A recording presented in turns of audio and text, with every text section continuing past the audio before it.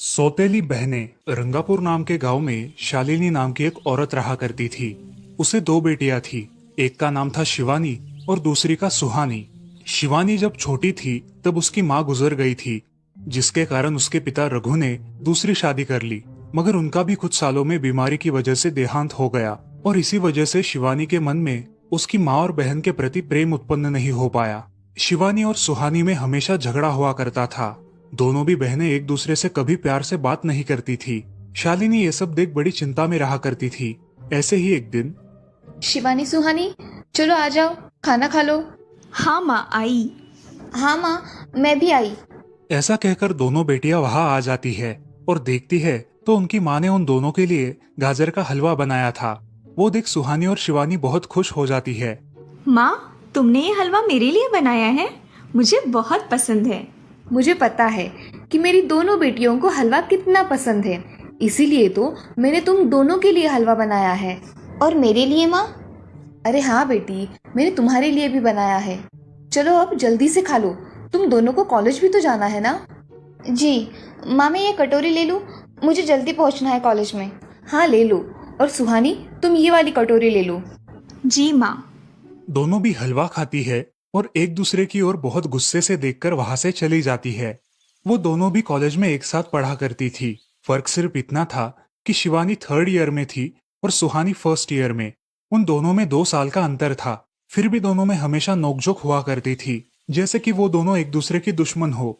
ऐसे ही एक दिन, दीदी, मेरे कॉलेज की ट्रिप जाने वाली है। तुम्हारी भी ट्रिप जाने वाली है क्या? हाँ, मेरी भी जाने वाली है, मगर मेरा जाने का मन नहीं है। क्यों दीदी? क्योंकि वहाँ पे तुम हो। मुझे भी कोई शौक नहीं है तुम्हारे साथ आने का। मैंने ऐसे ही पूछ लिया। मैं जा रही हूँ। शिवानी और सुहानी एक दूसरे की ओर मुंह फेर कर वहां से चली जाती है। अगले दिन दोनों भी कॉलेज में जाती है। तब उनके टीचर उनसे पूछते हैं, शिवानी, तुम कॉलेज की ट्रिप में आने वाली हो? जी सर, मैं आने वाली हूँ। ठीक है, मैं तुम्हारा नाम लिखवा देता हूँ। जी सर। ऐसा बोलकर टीचर ट्रिप के लिए जाने वाले विद्यार्थियों की लिस्ट बना लेते हैं। घर आकर शिवानी और सुहानी ये बातें अपनी माँ को बताती है। सुहानी, शिवानी, तुम दोनों ट्रिप के लिए जा रही हो, मगर वहां जाके झगड़ा मत करना, नहीं तो ट्रिप पे जाने की कोई जरूरत नहीं है। नहीं माँ, हम झगड़ा नहीं करेंगे। हाँ माँ, हम झगड़ा नहीं करेंगे। तो फिर ठीक है, तुम दोनों जाओ। ये लो ट्रिप के लिए पैसे, और बाकी के ये तुम्हारे पास ही रखना। माँ, हम कल जाएंगे और 2 दिन के बाद वापस आएंगे। ठीक है, चलो अब सो जाते हैं, कल तुम दोनों को निकलना है। अब वो सब खाना खाकर सो जाती है। अगले ही दिन सुबह उठकर वो दोनों भी अपने अपने बस में बैठकर ट्रिप के लिए निकल जाती है और इधर शालिनी अपने काम में व्यस्त हो जाती है। ऐसे ही कुछ देर बाद शालिनी को शिवानी का फोन आता है। माँ, हम दोनों यहाँ ट्रिप की जगह पहुँच गए हैं। अच्छा बेटी, तुम दोनों ठीक हो ना? हाँ माँ, मैं रखती हूँ, हमें यहाँ अलग अलग स्पॉट देखने जाना है। ठीक है, और जब वक्त मिले तो फोन कर देना। हाँ माँ, अपना और सुहानी का ख्याल रखना। हाँ माँ। फोन रखने के बाद शिवानी और उसके क्लास के सारे दोस्त वहाँ की एक जगह देखने जाते हैं। सुहानी भी उसके क्लास के साथ एक दूसरी जगह देखने निकल जाती है। सारे बच्चे एक साथ घूमकर वापस आते हैं। शिवानी सुहानी को ढूंढती है, मगर सुहानी उसे कहीं दिखाई नहीं देती। इसीलिए शिवानी को बड़ी चिंता होने लगती है। अरे, ये सुहानी कहाँ रह गई? इसका तो कुछ भी पता नहीं, कहाँ ढूंढूं इसे? तभी शिवानी को सुहानी दिखाई देती है और उसके जान में जान आ जाती है। सुहानी, कहाँ गई थी तुम? मुझे कितनी चिंता लग गई थी तुम्हारी। अरे, मैं यहाँ ही थी मेरी सहेलियों के साथ। मुझे कुछ नहीं हुआ। ऐसा बोलकर सुहानी वहाँ से चली जाती है। दूसरे दिन सब लड़के लड़कियाँ जल्दी उठकर अपनी तैयारी कर लेते हैं और पहाड़ पर जाने के लिए निकलते हैं। वो सब आज थोड़ा घूमकर शाम तक निकलने वाले थे। सब विद्यार्थी एक हिल स्टेशन देखने चले जाते हैं। शाम होने तक उस पहाड़ी का मजा उठाते हैं, लेकिन सुहानी बिना किसी को बताए उस पहाड़ी के एक अनजान हिस्से में चली जाती है। वहाँ का मनमोहक दृश्य देखते देखते गलती से उसका पैर फिसल जाता है और वो वहाँ से नीचे गिर जाती है। शाम हो जाने के कारण सभी विद्यार्थी वहाँ से निकलने लगते हैं और यहाँ सुहानी एक पेड़ के सहारे उस पहाड़ी की चोटी पर लटकी रहती है। शिवानी सभी विद्यार्थियों में अपनी बहन को ढूंढती है, लेकिन वो उसे कहीं नहीं मिलती। सुहानी को ढूंढते ढूंढते शिवानी वापस उसी पहाड़ी के पास आती है और उसे आवाज लगाती है। सुहानी, सुहानी कहाँ हो तुम? दीदी मैं यहाँ हूँ, बचाओ मुझे, मैं यहाँ हूँ। सुहानी की आवाज की ओर जाते ही उसे पता चलता है कि सुहानी पहाड़ी पर लटकी है। ये सब देखकर शिवानी बहुत घबरा जाती है। शिवानी अपनी पूरी ताकत लगाकर उसे ऊपर खींच लेती है। तुम यहाँ क्यों आई थी? अगर तुम्हें कुछ हो जाता तो मैं क्या करती? माँ को क्या जवाब देती? दीदी मेरा पैर फिसल कर मैं वहाँ गिर गई। मैंने बहुत आवाज दी मगर मेरी आवाज किसी ने नहीं सुनी। तुम ढूंढती हुई आई और मुझे बचा लिया। तुम दुनिया की बेस्ट दीदी हो। हाँ सुहानी, चलो अब घर जाने के लिए देर हो जाएगी, बस निकल जाएगी। सुहानी को ऊपर खींचते वक्त शिवानी के हाथ पर बहुत सारे जख्म हो गए थे, इसलिए सुहानी अपनी ओढ़नी फाड़कर उसके हाथ पे बांध देती है और अब वो दोनों बस के पास चले जाते हैं। क्या हुआ है शिवानी, हाथ से खून बह रहा है तुम्हारे?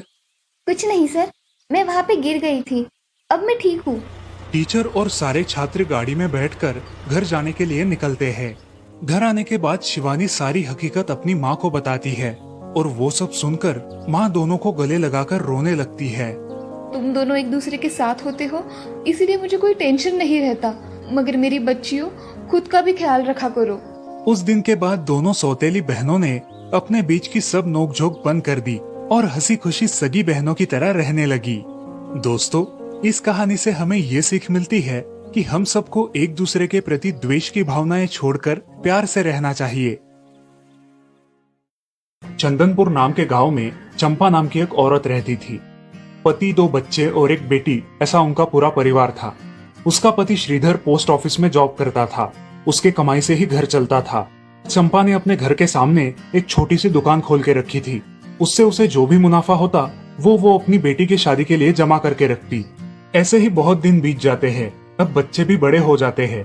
बड़ा बेटा अशोक डॉक्टर और छोटा बेटा रवि वकील बन जाता है और दोनों अपनी ट्रेनिंग पूरी करने लगते हैं। एक दिन उनकी बहन ज्योति के लिए एक अच्छा रिश्ता आता है और ज्योति की शादी पड़ोस के गांव के सरपंच जी के बेटे से हो जाती है। ज्योति बहुत ही कामचोर और गुस्सा करने वाली होती है।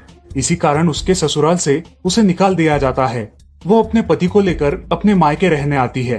अब चंपा का जमाई दुकान चलाता है और चंपा और ज्योति आराम से वहाँ रहती है। अरे ज्योति, जरा अपने कामचोर पति को कुछ काम करना क्यों नहीं सिखाती हो? कुछ काम का नहीं है वो। अरे हाँ माँ, उनके पिताजी ने तो उन्हें ही घर से निकाल दिया और हमारे माथे मर दिया। जाने दो, पति है। माँ और बेटी इसी तरह तानेबाजी करती रहती। अब बड़े बेटे अशोक की शादी उन्हीं के गांव के एक लड़की से करा दी गई, लेकिन उस लड़की से भी चंपा बहुत काम करवाती और वो बेचारी सासू माँ का आदर करके सब काम चुपचाप करती थी। एक दिन वो काम करके थक गई और एक जगह पर बैठ गई। ए कामचोर कमला, इतना सारा काम पड़ा है घर में, क्या वो तुम्हारा बाप आके करेगा? चलो उठ, काम कर। हाँ हाँ माँ जी, करती हूँ। ऐसा कह के कमला अपने काम पर लग जाती है और सारा काम खत्म कर देती है। चंपा अपने बेटे अशोक से घर आने के बाद चुगलियां किया करती थी। अशोक घर आकर कमला को बहुत भला बुरा कहता और कभी कभी तो उस पर हाथ भी उठाया करता था। ये सब रवि देखा करता था और रवि को बहुत बुरा लगता था।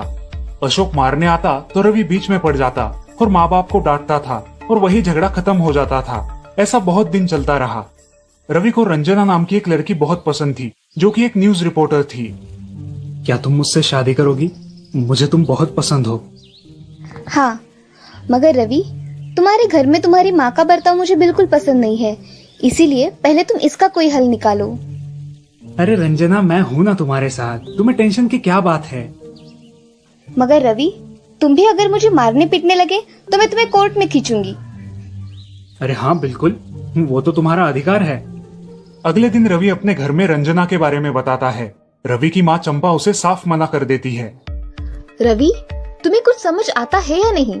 अपनी बिरादरी की लड़की से शादी करो बेटा। इस घर में ये आखिरी शादी है और मेरे भी कुछ अरमान है बेटा। अजय, आप कुछ कहते क्यों नहीं? हाँ बेटा, तुम्हारी माँ सही कह रही है, तुम इसकी बात मान जाओ बेटा। नहीं पापा, मैं शादी करूंगा तो सिर्फ रंजना से, वरना मैं शादी नहीं करूंगा। सब चुप हो जाते हैं। अगले दिन रवि मंदिर से शादी करके घर आता है। सब अचरज से रवि की ओर देखते हैं और चुपचाप अपने कमरे में चले जाते हैं। कमला उन दोनों का स्वागत करती है और वो दोनों अपने कमरे में जाते हैं। कैसे लगा मेरा घर? अच्छा है, मगर सब मिलजुल के रहे तो और भी अच्छा होगा। रंजना, तुम्हें मेरी माँ को सबक सिखाना होगा, तभी घर के सारे सदस्य ठीक हो जाएंगे। ठीक है रवि, जैसा तुम चाहो। अगले दिन रंजना अपने घर के मंदिर में पूजा करने जाती है। तभी रुको, मेरे भगवान के मंदिर में तुम मत आओ, जाओ यहाँ से। ये कहकर सास रंजना को वहाँ से भगा देती है और घर के किसी भी काम को करने से मना कर देती है। तब क्या माँ जी, आज से मैं इस घर की बहू हूँ। इस घर पे मेरा भी उतना ही अधिकार है जितना कि आपका। क्या बोल क्या रही हो? निकल जाओ मेरे घर से। खबरदार अगर हाथ भी लगाया तो। पता है ना, मैं न्यूज रिपोर्टर हूँ। रातों रात खबर छाप दूंगी और कोर्ट के चक्कर लगेंगे वो अलग, समझिए आप। सास चुपचाप देखने लगी और उसकी बेटी और ससुर भी देखते ही रह गए। रंजना ने कमला से कहा, दीदी, मुझे आपसे काम है, आप मेरे कमरे में आइए। और हाँ, आज से खाना ज्योति दीदी आप बनाएंगी। अरे माँ, तुम कुछ बोल क्यों नहीं रही हो? ये मुझे काम करने को बोल रही है। अजी सुनते हो? चलो मेरी मदद करो। हाँ आता हूँ। ज्योति किचन का काम करने चली गई और सास बाहर का काम करने लगी। रंजना कमला को लेकर अपने कमरे में गई और उससे कहा, कमला दीदी, आप कुछ कहते क्यों नहीं? आप चुपचाप सह लेती हो, उसका ये नतीजा है। अब देखो दीदी कैसे काम कर रही है। आप कुछ काम करती थी क्या शादी के पहले? नहीं रंजना, मगर अब घर से ही अपना खुद का कुछ व्यवसाय शुरू करने का सोच रही हूँ। बहुत अच्छे दीदी, अब आप किसी से मत डरिए, हम हैं आपके साथ। सच में किसी के साथ होने का कितना महत्व होता है। अब उसकी सासू माँ ही घर के सारे काम करने लगी थी और ज्योति को काम करवाने की वजह से ज्योति भी अपने ससुराल जाने की सोच रही थी। अजी, यहाँ तो काम वाली से भी ज्यादा बुरी हालत हमारी हो गई है। चलो हम हमारे घर चलते हैं, सब है हमारे यहाँ। अरे रे, आप कहाँ चली? अभी भी काम बाकी है। ज्योति का पति रंजना से धन्यवाद कहता है और ज्योति को लेकर अपने घर चला जाता है। अब सासू माँ एक दिन पूरा काम करके इतना थक जाती है कि उसके बदन में बहुत दर्द होने लगता है। तब दोनों बहू सास के पास चली आती है और एक बहू सास के पैर दबाती है तो दूसरी बहू सर दबाती है। सासू माँ उठकर रोने लगती है। मुझे माफ कर दो मेरी बेटियों, अब से कभी ये गलती नहीं होगी। सास को उसके किए पर पछतावा होता है और ये देखकर घर के सभी सदस्य बहुत खुश हो जाते हैं।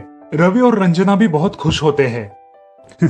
वाह बहू, जो आज तक नहीं हुआ वो तुमने करके दिखाया। बहू हो तो ऐसी।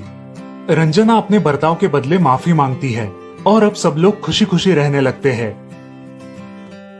तो दोस्तों, इस कहानी से हमें ये सीख मिलती है कि हम सब मिलके परिवार बनता है और हम सब परिवार का महत्वपूर्ण अंग होते हैं।